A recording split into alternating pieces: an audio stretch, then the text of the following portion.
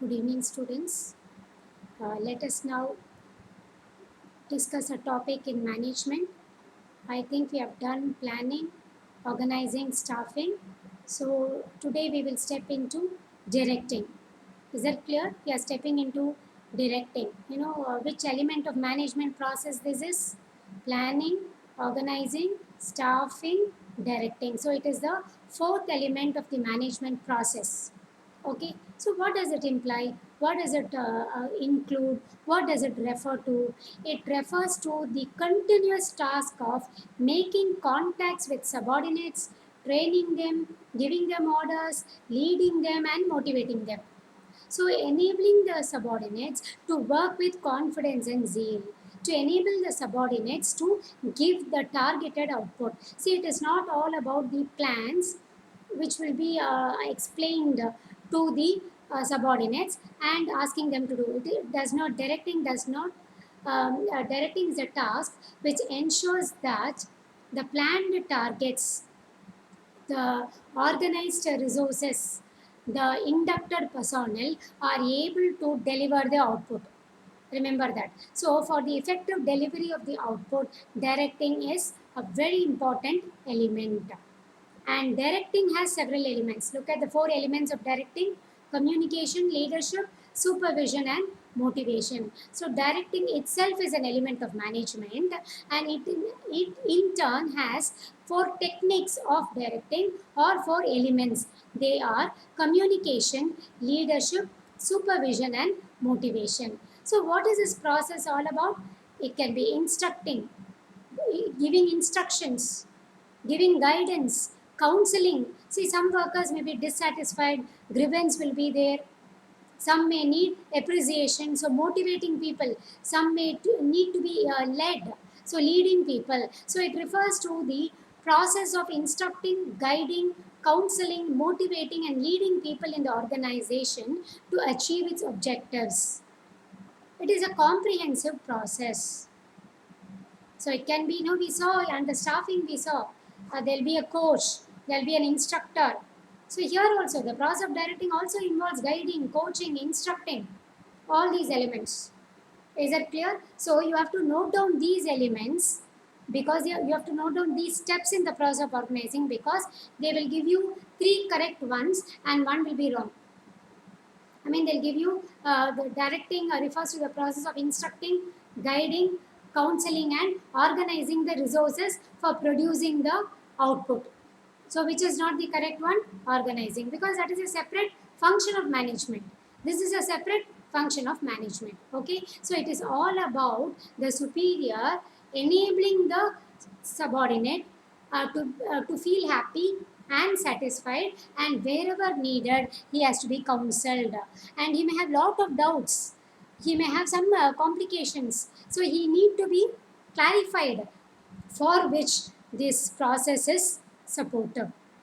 Is it clear? So here if you look at this, directing is a process of telling people what to do and ensuring that they do it to the best of their ability. As simple as that. Telling people what to do. These are the things you're supposed to do. Telling them directly that these are the things you're supposed to do. So directing is a process of telling people what to do and ensuring that they do it to the best of their ability. Is that clear? So we want the subordinates of the organization to contribute to the organization goals. For their effective contribution, directing plays a very important role. Now, what are the salient features of directing? So, when you look at the salient features or characteristics of directing, by now you must be familiar with this, because similar kind of features we have done for planning, organizing, staffing, everywhere. So it is an element of management. It is a continuous function. We cannot say that yes, subordinates have started working, no more they need guidance. It's not like that. They require guidance, they require clarification, they require support, they require counseling, they require leading. So it is a continuous function. It is pervasive function, means at all levels. Repeatedly I've been telling you this, at all levels. It is not at the lower level only. Lower level, middle level, and top level, wherever it is, a subordinate needs this kind of a support. Is that clear? It's a creative function. Different methods, different strategies. Talking humorously, talking in an informal manner, demonstrating to them are different ways of performing the task, performing the function of directing. Linking function means playing the liaison, kind of a liaison role, linking people, linking departments wherever needed and required. That can be done by the director, the person who is going to be supportive to the subordinates. See, subordinate may have an hesitation to go and ask the staff, to go and approach the staff expert appointed for this. He may not contact the officer concerned. Now, this person, the director, the one who takes a role of directing, he will definitely act as a perform the task of linking function. Is that clear? So the characteristics of directing are: it's an important element of management, or fourth element of management. It is a continuous function, and it has to be performed at all levels, and it's very creative and a dynamic kind of a function, and it is also a kind of linking function. Now, coming to significance of directing, why do I need directing? Everything has been told. The paper plan is ready, resources are organized, right people are put in the right place. Why is there a need for this function? Look at the advantages. It initiates action. See, you have given the resources, you have let the person till the room, but to start the action, to keep up the action moving. See, where there may be breaks, there may be blocks. At that time, the role of direction is very important. Is that clear? It ensures coordination. For the purpose of harmony, we have studied Esprit de Corps, one of the important functions of AOL's administrative principles.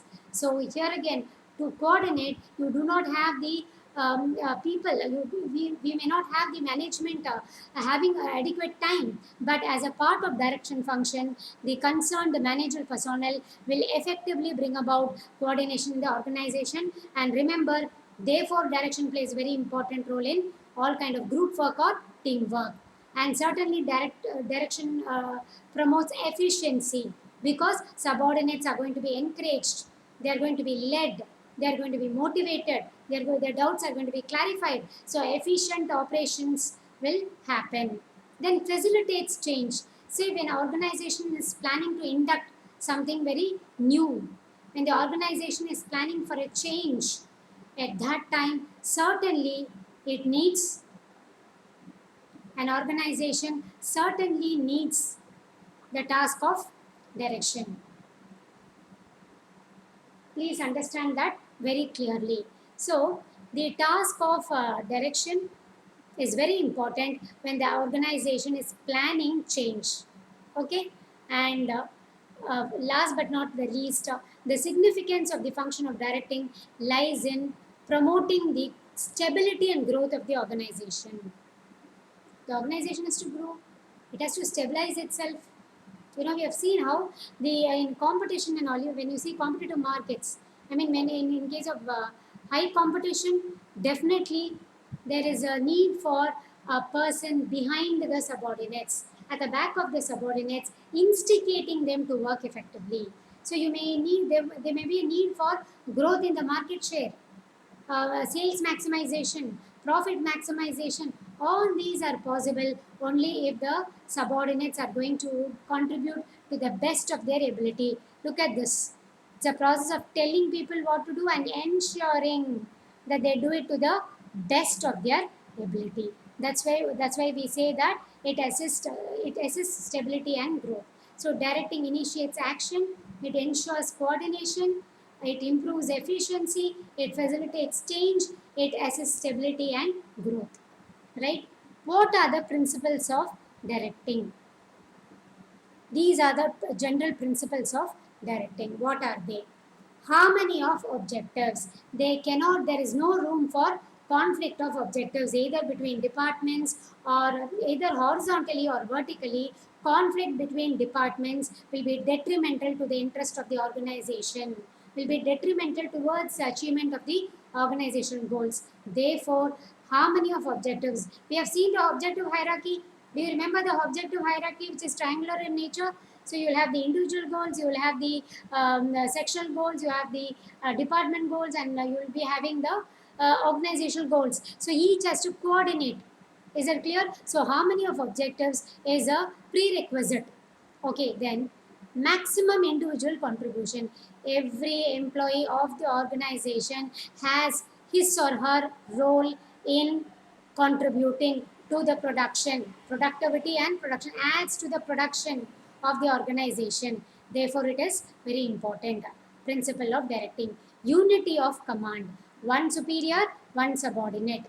Okay, so here again, this is a very important principle of directing to avoid multiple commands, to avoid confusions, to promote clarity. The principle of unity of command is important. Is that clear? But supposing they ask you in the examination who has given this principle, it has been given by Fayol in his 14 principles. However, under principles of directing, unity of command principle is also taken as a vital component towards promotion of organizational objectives. Then appropriate techniques. So directing is done through several techniques, and therefore depending upon the nature of the subordinate, nature of the work or the job, and the level, techniques will be chosen. Direct supervision. See, any day there is no alternative or substitution for direct personal inspection or monitoring. That is one important principle of directing, which is geared towards ensuring maximum contribution. Then strategic use of informal organization. So what is an informal organization? It is that which is not bound by formal authority. It is not always rules and regulations that please the subordinates. See, when subordinates are demotivated, or when subordinates are in fear, or when the subordinates resist change, an informal approach is always the best. And when this informal approach is adopted by the formal superior, then automatically the production efficiency is ensured. Is that clear? Then effective communication. So it promotes, directing promotes effective communication, because it is going to promote harmony. It's going to bring about liaison between departments. So there is no room for friction. Rather, effective two-way communication may be promoted. Comprehension. What is comprehension? Understanding. The subordinates have to understand the plans and utilize the resources effectively to bring out the production targets. Is that clear? So in such a case, for them to understand everything very clearly, this principle of directing, comprehending the nature of the subordinate and helping them to understand the organizational setting is an important principle of directing. Then effective leadership. So directing done by the leader, the manager, the managerial leader is all the more required in an organizational setting. So a good leader knows when to pat, when to penalize, how to get things done. So he is skilled in the art of getting things done. So effective leadership is emphasized as an important principle of directing. And last but not least is the principle of follow through. What is this follow through? Review. Just don't leave the subordinates as it is. Let them work. It's not going to disturb their autonomy of work.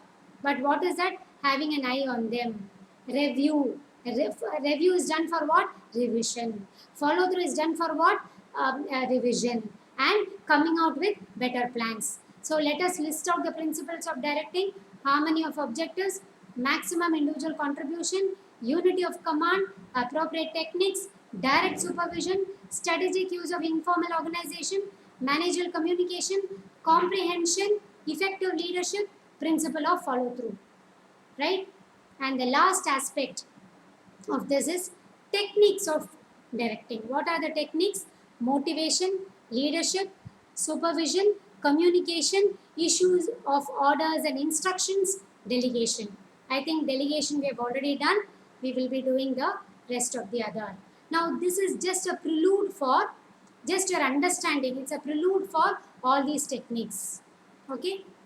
So what we have done is a prelude for these techniques, which we are going to see. Each of them will be done as a separate topic. Motivation will be a separate chapter. Leadership is a separate chapter. Supervision is a separate chapter. Communication is a separate chapter. Issue of orders and instructions is a separate one. Delegation already we have done. Is that clear? So this is a prelude to the techniques of directing, which we will be seeing in the forthcoming sessions. Is that clear? Have you all understood? It's a very simple and an introductory talk. Is that clear? But note down all these points. It's very important from the examination point of view. Is that clear? Thank you.